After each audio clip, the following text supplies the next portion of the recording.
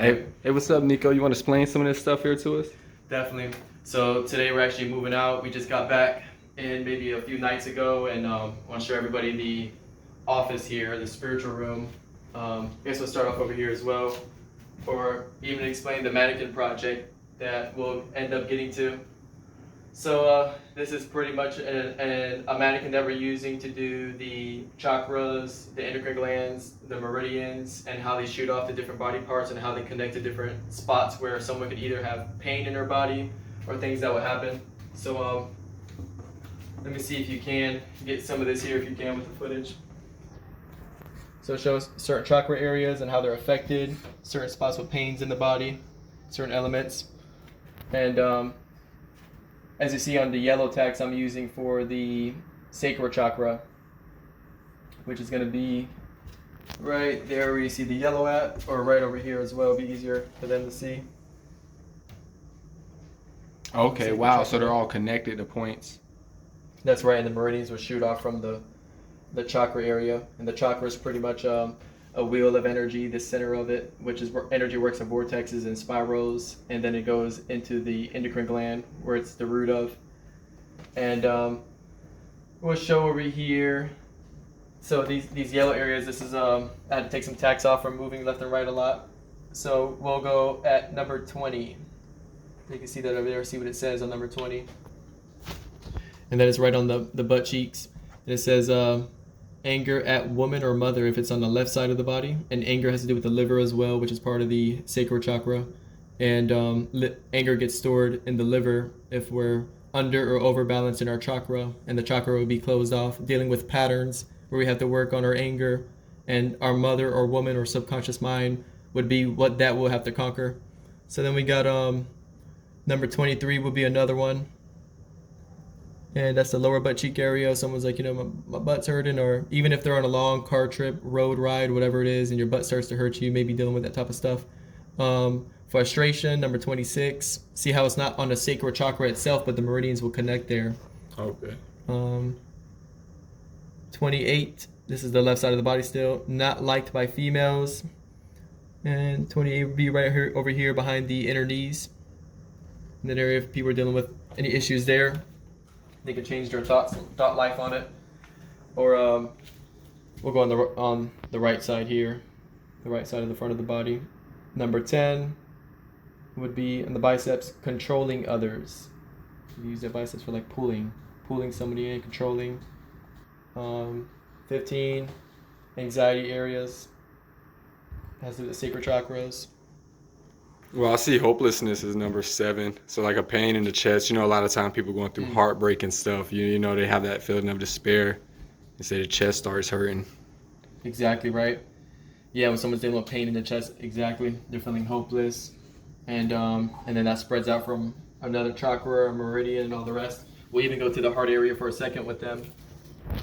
So the heart has to do with balance, love, connection, compassion, hope. There it is. And forgiveness.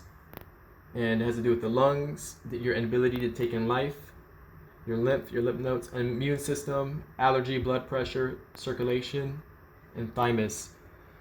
So even as we're going over here, we could take it another step further. Center of the chest, feelings of love or forgiveness.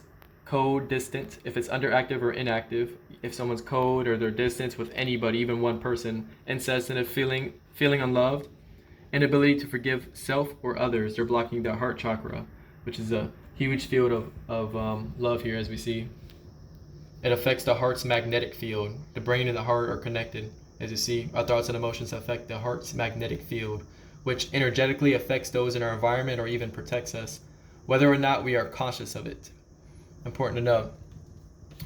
So, and let's do another one. Even your wisdom teeth. We always get our wisdom teeth taken out, and this connects to the heart and the small intestines. Okay. So these are conductors as well that go out throughout the body. And then even here on the center of the face, over here, the heart and the tip of the nose. These are areas where it shows that something's going on here, maybe even sinus issues. That's what it says, allergies. See? Right over Oh, here wow. Yeah, and I see the gallbladder and stuff too. So I wonder if someone was having problems, like I know my father, he has gallbladder issues. If he massaged these parts on his head, is that like connected with that? Yep, just like the meridians or even on the palm of the hands. Exactly. Okay. And Wow. and it has to do with the elements as well. And even as we're looking over here, see, we'll go back to the sacral chakra. They have it green on this color picture here, but even for a male on the penis, the wood element, liver, gallbladder, stores anger, frustration, and jealousy. That area could be affected with any type of manifestations, whether it be tenderness, whether it be some type of bumps, maybe a rash specifically located in that specific area. It shows all throughout, and even a type of a massage or anything like that can help the meridian points on these angles and certain emotions that have to deal with it. But plenty of information. There's water stored in the body, and these are the elements that could be on it. So if the chakra is off, it may look like this on some of the elements, the polluted kind. So we get to elements in store. You can speak over with intention, wisdom, thank you, gratitude, coming from that place with a heartfelt emotion. Another one is heart is I love. Your sacral is the way you feel. I don't feel so good. They'll hold that in their stomach. Heart is love.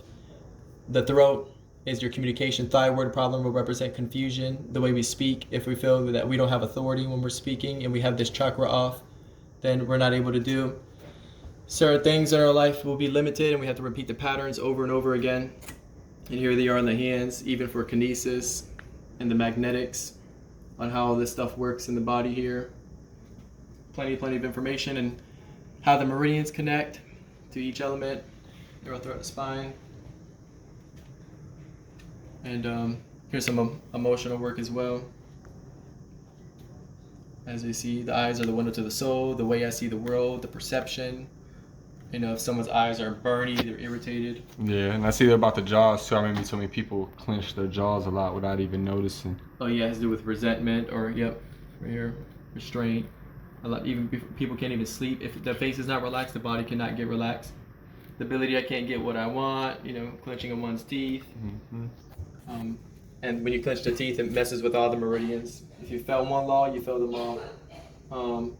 So then we also got some more things over there.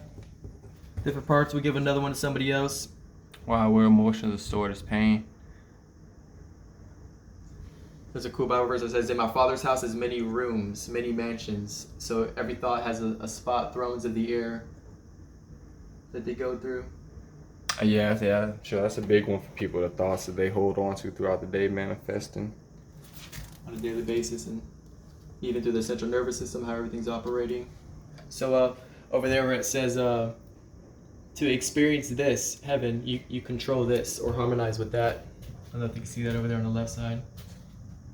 Yep. And then that third picture where it says putting effort in the mind. That's a Gigong pose, or embracing the cross, or when people are doing stand and worship, things like that.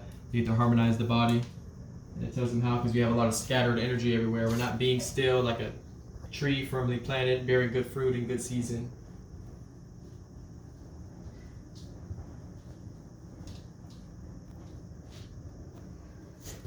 It's very important getting the chakras aligned. We also have over here a buddy that I like is Matt Fraser. This is about communing with our loved ones. And we're giving you a little sample of that, of how to do it.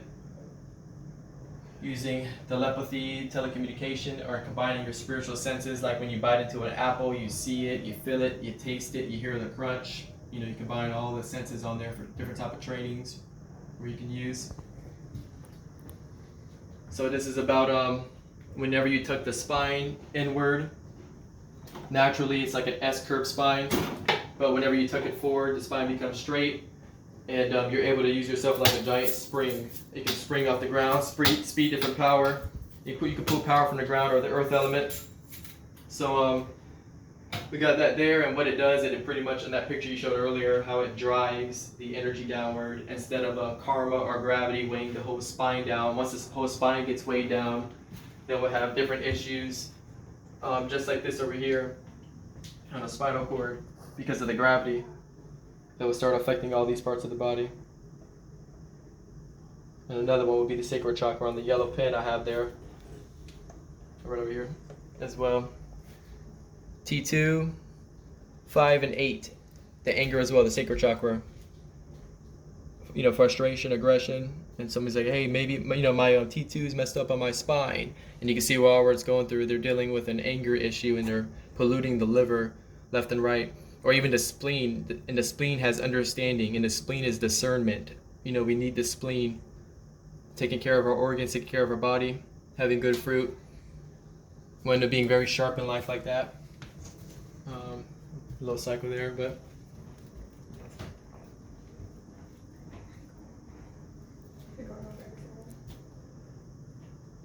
A little brief here and there.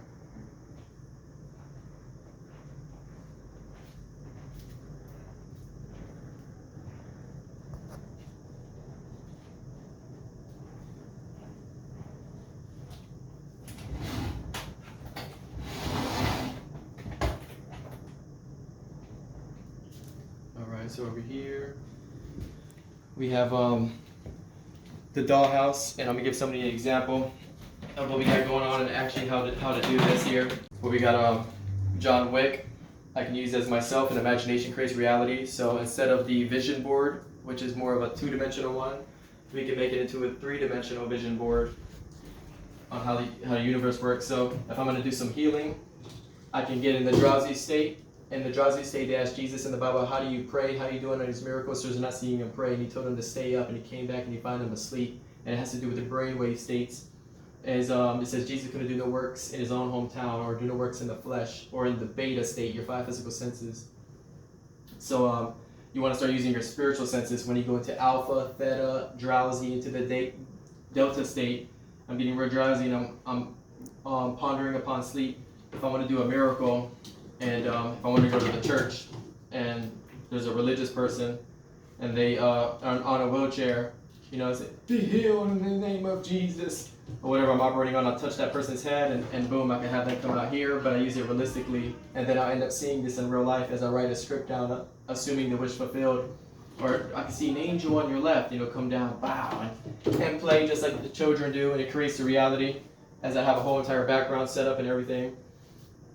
So another one is, we'll show you guys the telekinetic room. So come on in here. And this is another video room we're in here with. Some basic meditation knowledge. Oh, that's a great example of the chakra poses. Oh yeah, perfect there.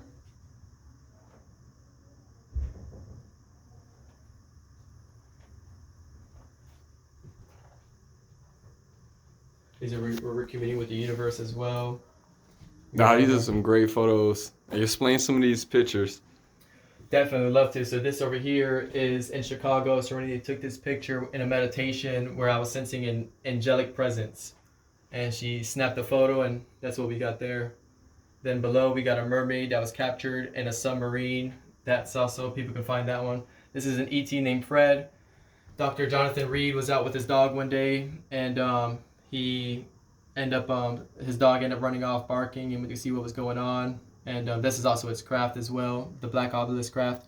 And the dog actually scared the ET, which is supposed to be benevolent, and vaporized the dog. And it also had a transportation device on its wrist, and it was wearing all black. And the dog ended up getting vaporized, and Dr. Jonathan Reed actually hit him in the back of the head with a log because of the fear and everything else that was going on because of the judgment of the mind.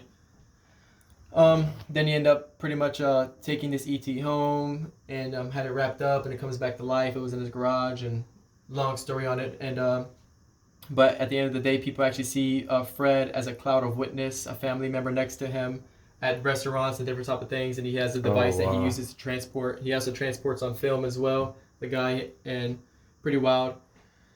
Let's see what else we here. This is also a ET as well that did a healing on a guy that was deaf, and the guy could actually hear now, but it appeared as a red orb at first. This is underground in Texas, photographs taken here with a lot of these type of beings. This is other ones from a CE5, this one's CE5, and that one as well. And this is a hologram ET coming off of a red orb as well, like a Pokemon, I guess you could say.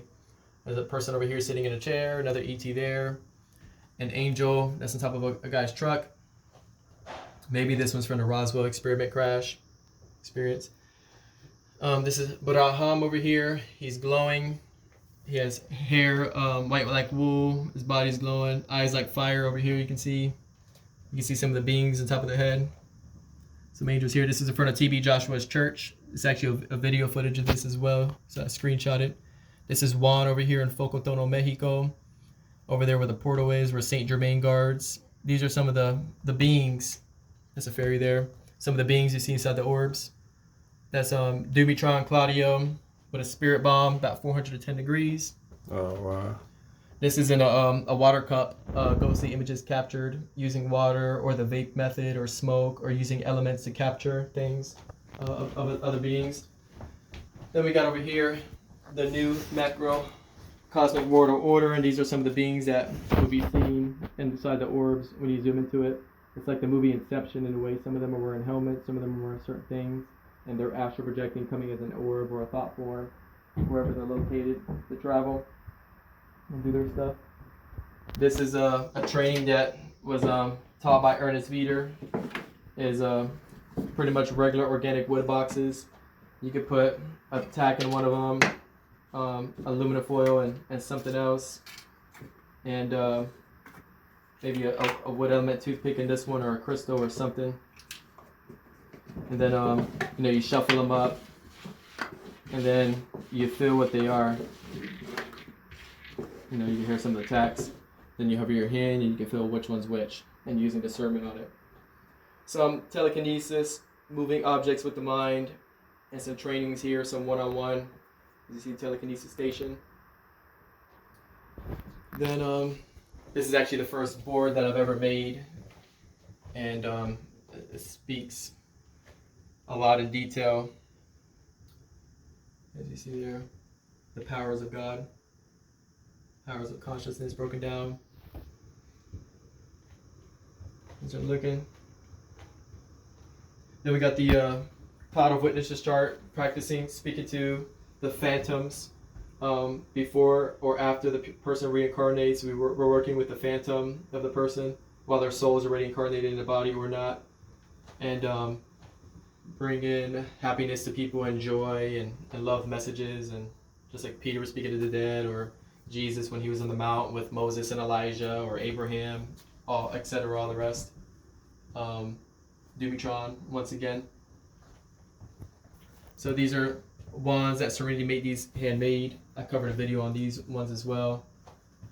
And that's a little bit of the basics there in this room.